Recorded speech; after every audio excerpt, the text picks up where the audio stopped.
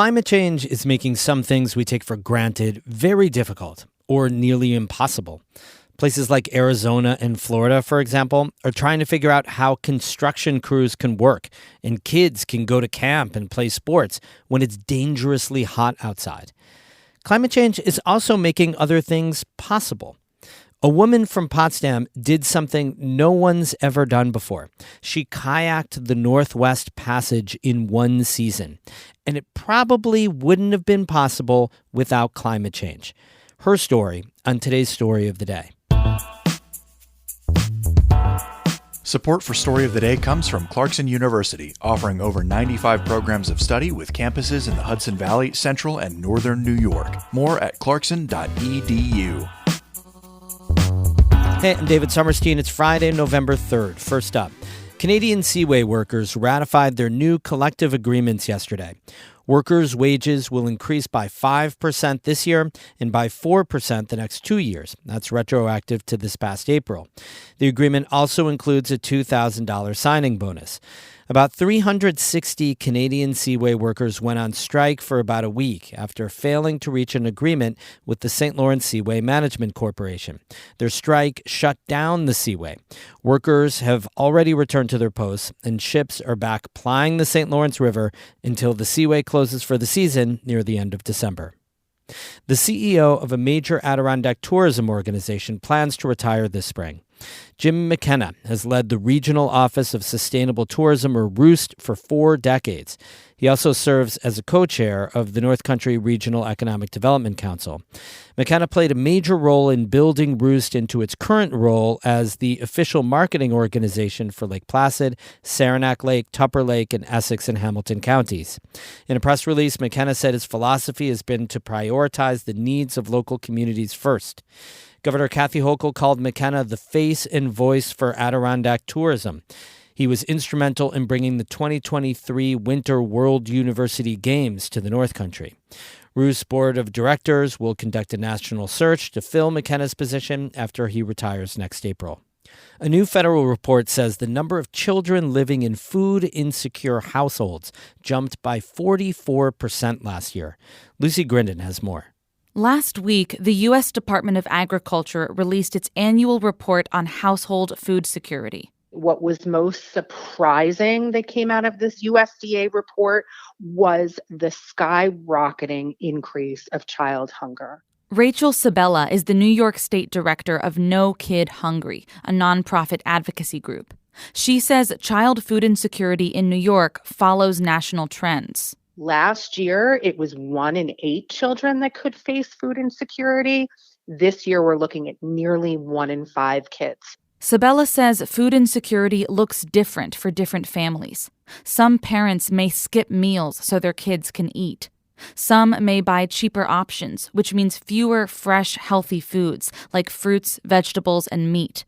And some may have to give their kids portions that are too small to make the food they can afford last longer. We did a survey in the spring, and we had one mother who said that she was hiding food in the closet because she was afraid her children were going to eat it before the end of the month, and she needed to make sure that they still had access to that food. Sabella says the end of pandemic-era public benefits is largely responsible for the increase in food insecurity, and that kids need a local, state, and federal government to do more. We know the solution is simple. We've seen so many of these solutions work, whether it was the child tax credit, expanded SNAP benefits, increased access to summer meals.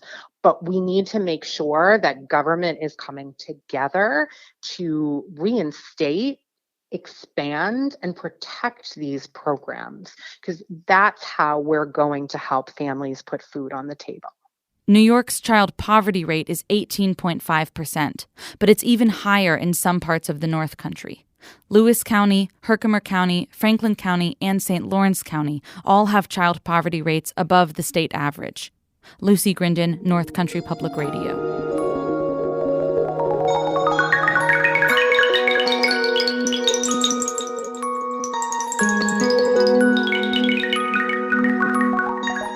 Last month, a St. Lawrence County woman and 3 fellow paddlers became the first people ever to kayak the Arctic Ocean's Northwest Passage in a single season.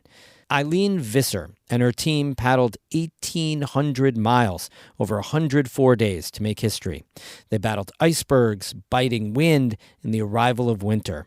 Visser told me their team started on July 1st, but 2 weeks straight of ice buildup delayed their start.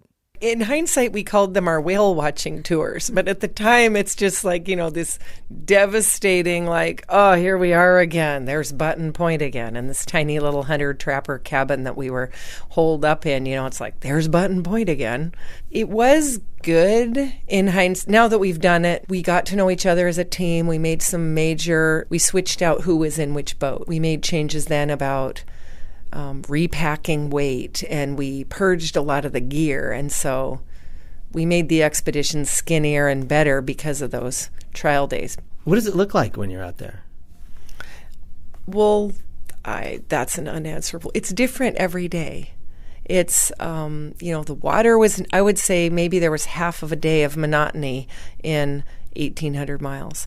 Some of the topography, like by the Royal Geographic Islands, it's a foot of elevation, flat, gravelly, muddy, and by Bylot Island and Prince Regent Inlet, we're seeing spectacular. We saw glaciers.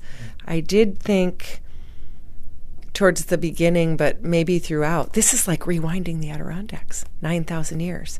Just the plant life is lichen and a tiny bit of moss.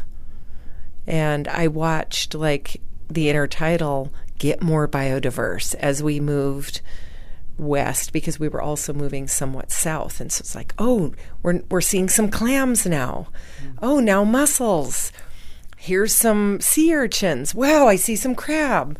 Just that kind of change. So you're seeing almost the unfolding of the retreat of the glaciers of the Ice Age from the Adirondacks, you're saying? I mean, that's what I was imagining, although not being a geologist, I don't want to misquote too badly. But that's how it felt. Yeah, that's how it felt. And also at the beginning of the trip, we were right there by the flow edge. So we had amazing marine biodiversity, narwhals, bowhead we saw, humpback, right whales, tons of polar bears, 3 walruses, lots of seals. You're watching all this stuff, and when you see the narwhals come to you, of course you pause, but the overall goal, get the miles done, And paddle, paddle, paddle.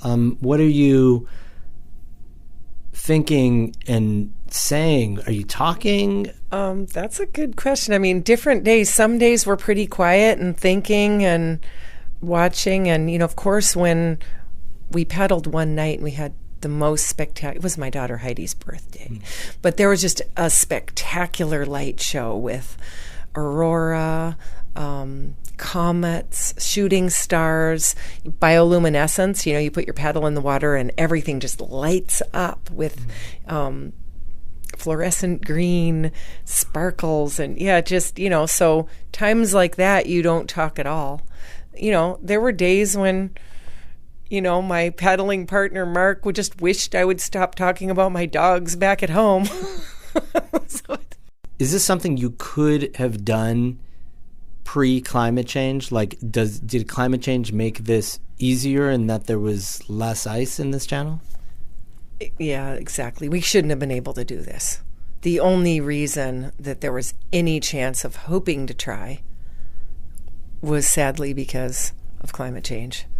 It shouldn't be open, and it shouldn't be open for long enough for anyone to do this.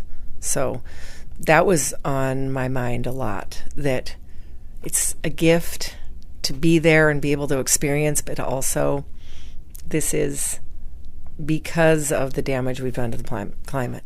Eileen Visser of Potsdam is a biology specialist at St. Lawrence University, and she's now the only woman in the world to traverse the Northwest Passage in one season using human power. We have amazing photos of her journey and more of our interview on our website, ncpr.org. We have more news there throughout the weekend, of course, ncpr.org. Music today by I Am Snow Angel of Lake Placid and Ben Cato of Jay. I'm David Sommerstein, North Country Public Radio.